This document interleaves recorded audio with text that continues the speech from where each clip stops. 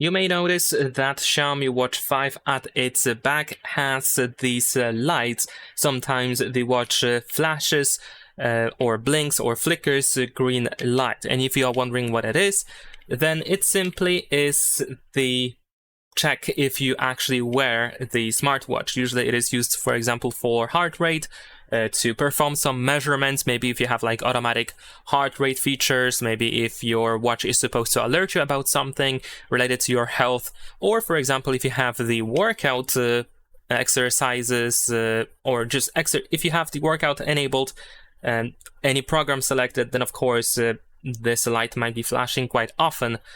So usually it is used to detect if you wear the watch or not, but also it can be used to run specific things, specific actions on the smartwatch. If it continues to flash all the time, you want to check if there's like an activated workout mode or something like that.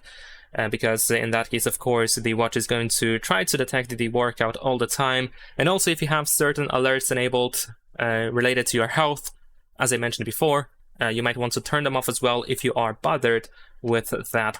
And that is pretty much it. Leave a like and subscribe.